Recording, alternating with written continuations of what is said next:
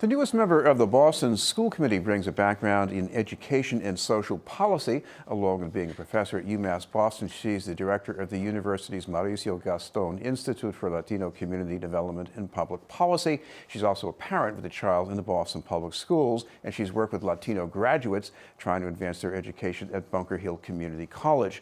To tell us what she hopes to achieve on the committee is Dr. Lorna Rivera. Thank you very much for being with us. Thank you for having me.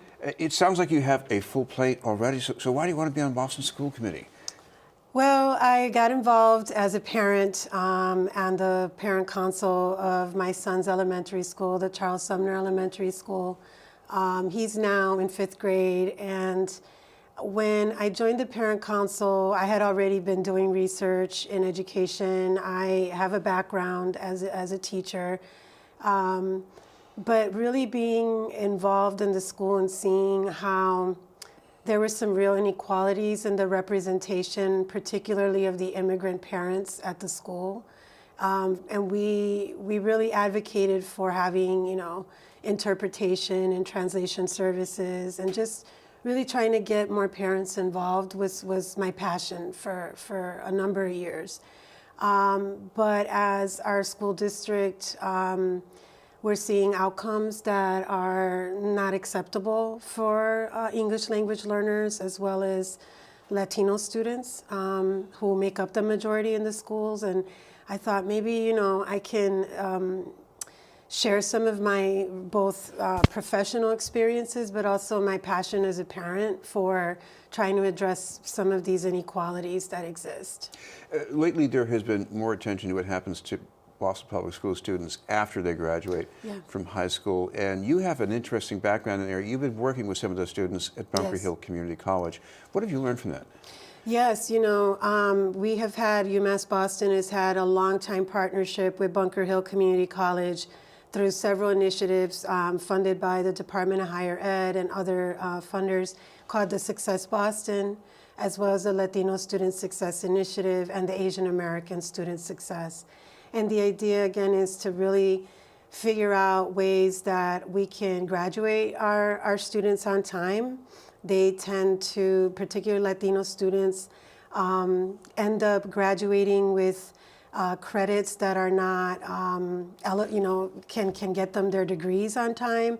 They get stuck in English classes. They get stuck in developmental math. And so the work that we were doing is with Chelsea High School, just focusing on Chelsea High School, trying to do some early college dual enrollment classes in math and in writing, so that seniors would be exposed to college environment, the kinds of standards and expectations, and getting them ready and at the senior, as seniors. So that's one initiative that there's a, sort of a subgroup of students we've been tracking. But I think that our contribution, particularly the work I have done, is working with faculty and teachers on culturally and linguistically sustainable practices, where we're able to really kind of look at our students as assets, and that, just the fact that English isn't their first language, let's check those assumptions, because many times, I would say the majority of the time, these students really know the material but are not able to express and communicate that. Just looking at bilingualism as an asset has been part of the work that we've been doing with teachers and faculty as well as the students.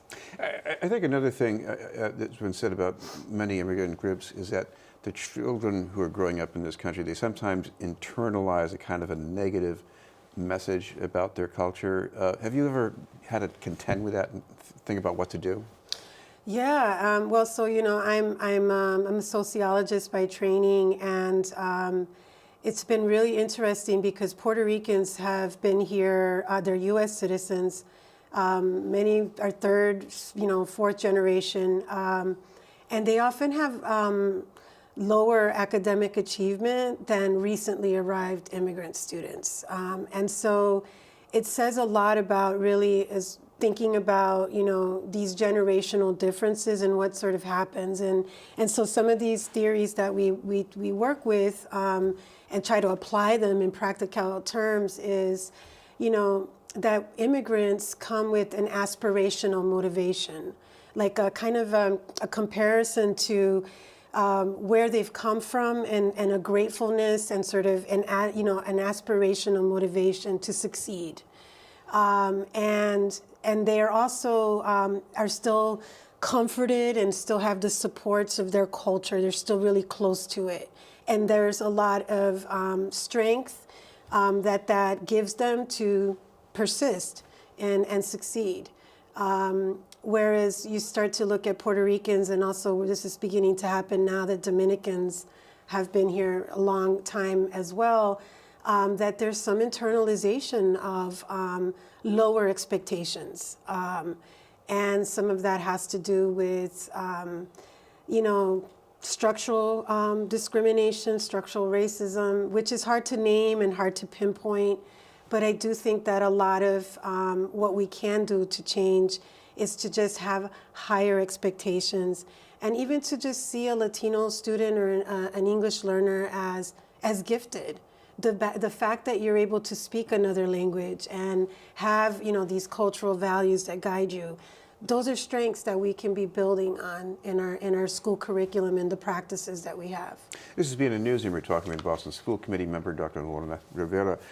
Doctor, another thing that's been changing over the past couple of years is this whole climate around American identity, immigration enforcement. Do you see that filtering down very much among the students in the Boston schools right now?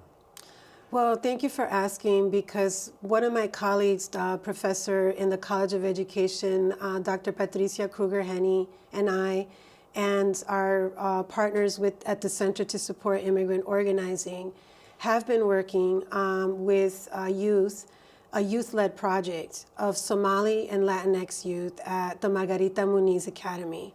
And so this is a research project that the youth are doing about what's happened to them since, not just, 9/11. I mean, this is not just the Trump era, right, in terms of the xenophobia and the Islamophobia.